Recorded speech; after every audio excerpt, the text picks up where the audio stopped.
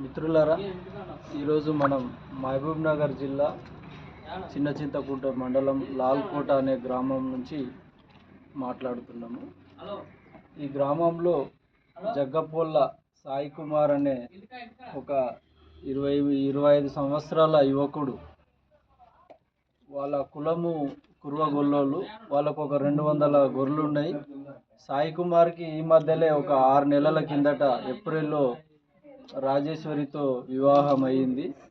పెళ్లి చేసుకున్న అనంతరం ఆ గొర్రెలను తీసుకొని మాచర్ల నియోజకవర్గం, అంటే ఆంధ్రప్రదేశ్ రాష్ట్రంలోని మాచర్ల దగ్గర మేపుకోవడానికి వీళ్ళు ప్రతి సంవత్సరము ఇక్కడ మేత లేనందుకోసము వెళ్తుంటారు. ఆ వెళ్ళే క్రమంలో మొన్న అక్టోబర్ 31 తారీఖు రోజు మధ్యాహ్నం సాయంత్రం సమయంలో అక్కడ ఉన్నటువంటి ఎస్టీ బుడ్డా నాయక్ అనే వ్యక్తి యొక్క పొలంలో మామూలు సాధారణ గడ్డి, వాళ్ళ పశువుల కోసం పెంచుకున్న గడ్డిని ఈ గొర్రెలు మేసినాయనే కారణంతో ఆయన రాయి తీసుకొని కొట్టి సాయి కుమార్ని అతి కిరాతంగా చంపేసిన విషయంలో ఈరోజు కుల అసమానతల నిర్మూలన పోరాట సమితి పూర్తి వివరాలు తీసుకోవడం జరిగింది.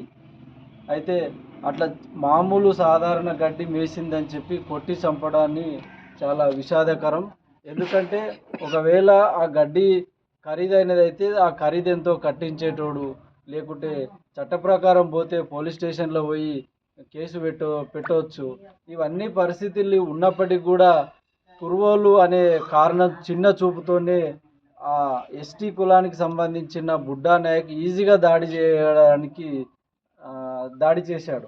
ఎందుకు దాడి చేశాడు అంటే, నేను చిన్నప్పటి నుంచి చూస్తున్నా, కుర్వోళ్ళు అంటే చాలా ఈజీగా ఎవరైనా దాడి చేయొచ్చు. అది సేను మేసిందా, ఒడ్డు మేసిందా, 4 దంట్లు మేసినాయా, ఏదని కారణం కాదు. ఏ కారణంతోనైనా, కారణం ఉన్నా లేకున్నా, ఎట్లయితే దళితులను అనవసరంగా అకారణంగా కొట్టి చంపుతారో అట్లే సేమ్ టైము మనం కుర్వోళ్ళను కూడా చాలాసార్లు చూస్తే వాళ్ళని కారణం లేకుండానే కొట్టి చంపే పరిస్థితులు చాలా చూసాము. దాడులు చేయడం కానీ, అవమానించడం కానీ చాలా సంఘటనలు చూసాము. అట్లా అకారణంగా అబ్బాయిని, ఒక కుటుంబానికి నీడలాగా అండలాగా ఉన్న 25 ఏళ్ల సాయి కుమార్ని కొట్టి చంపడం చాలా అన్యాయమైనది. మోహనకృష్ణ అన్నట్టు బంగారు తెలంగాణ అని చెప్పి కేసీఆర్ 10 ఏళ్ళు మన ప్రజలందరినీ, తెలంగాణ ప్రజల్ని మోసం చేసిండు. మరి బంగారు తెలంగాణలో గడ్డి లేని స్థితి ఎందుకు వచ్చిందో చెప్పాల్సిన అవసరము, అడగాల్సిన అవసరం ఉంది.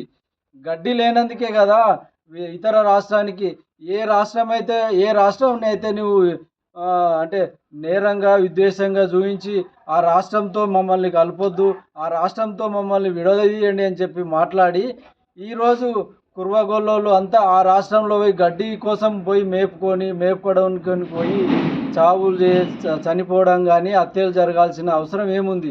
మరి ఇదేనా బంగారు తెలంగాణ అని చెప్పి మనం అడగాల్సిన అవసరం ఉంది.